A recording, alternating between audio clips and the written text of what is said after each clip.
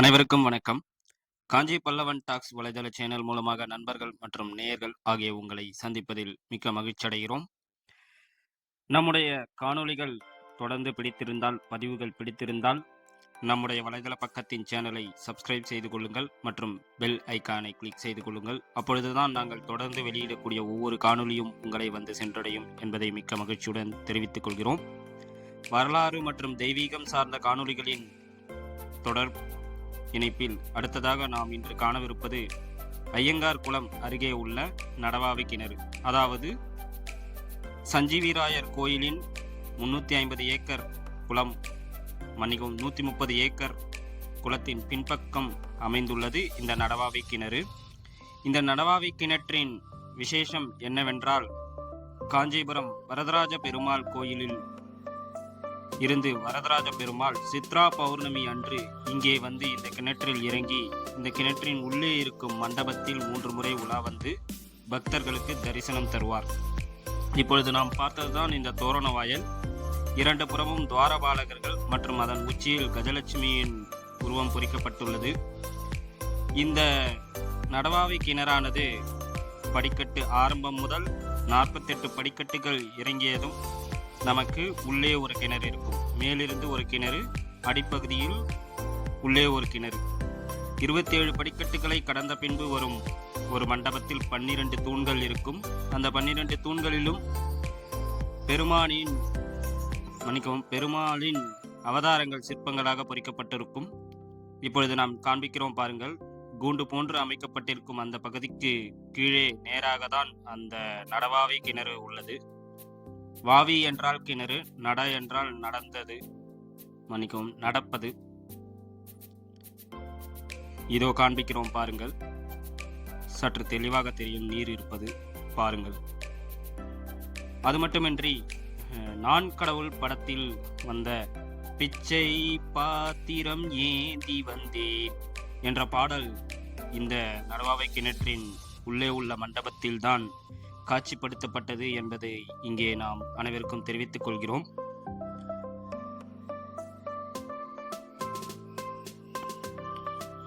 நாம் ஒவ்வொன்றாக இப்பொழுது உங்களுக்கு பொறுமையாக சுற்றி காண்பித்துக் கொண்டிருக்கிறோம்.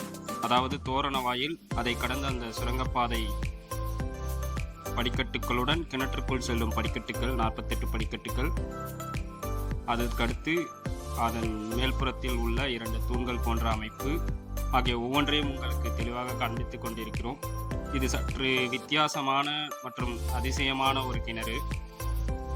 ஒவ்வொரு முறையும் சித்ரா பௌர்ணமி அன்று வரதராஜ பெருமாள் இங்கே தரிசனம் செய்ய வருவதற்கு முன்பு 2 அல்லது 3 நாட்களுக்கு முன் இங்கே உள்ள நீரை வெளியேற்றி விடுவார்கள். அப்பொழுதுதான் படிக்கட்டுகளின் வழியாக வரதராஜ பெருமாள் இறங்கி தரிசனம் தருவார். இதுதான் அந்த காட்சி. 3 முறை அந்த உள்மண்டபத்தில் வலம் வந்து பக்தர்களுக்கு காட்சி தந்து அங்கே உள்ள அந்த கிணற்றின் நீரில் திருமஞ்சனம் செய்யப்பட்டு அவர் திரும்பவும் கோயிலுக்கு சென்று விடுவார். பின்புறத்திலிருந்து உங்களுக்கு அழகிய காட்சியை இப்பொழுது காண்பித்துக் கொண்டிருக்கிறேன். அந்த தோரண வாயில் வழியாகத்தான் படிக்கட்டுகள் ஆரம்பமாகின்றன. ஏற்கனவே காண்பித்தது போல் இதுதான் அந்த கிணறு. அதாவது 27 படிக்கட்டுகள் கடந்த பின்பு வரும் 12 தூண்கள் தான் நடவாவி கிணற்றை சுற்றி இருக்கும். அந்த 27 படிக்கட்டுகளும் 27 நட்சத்திரங்களை குறிப்பதாகும். நடவாவி கிணற்றின் இன்னொரு விசேஷம் என்னவென்றால், வரதராஜ பெருமாள் இங்கே வந்து தரிசனம் செய்து திருமஞ்சனம் செய்துவிட்டு சென்ற பின்பு பக்தர்கள் 15 அல்லது 20 நாட்களுக்கு இங்கே வந்து இந்த குளத்தில், இந்த கிணற்றில் உள்ள நீரில் நீராடி செல்வது வழக்கம் என்பது இங்கே குறிப்பிடுகின்றனர். இப்பொழுது நாம் பின்பக்கமாக இருந்து, அதாவது தோரண வாயிலின் பின்பக்கமாக இருந்து உங்களுக்கு அந்த சிற்பங்களையும் கஜலட்சுமியின் உருவத்தையும் உங்களுக்கு பொறுமையாக காண்பிக்கிறோம். பாருங்கள் எவ்வளவு அழகாக உள்ளது.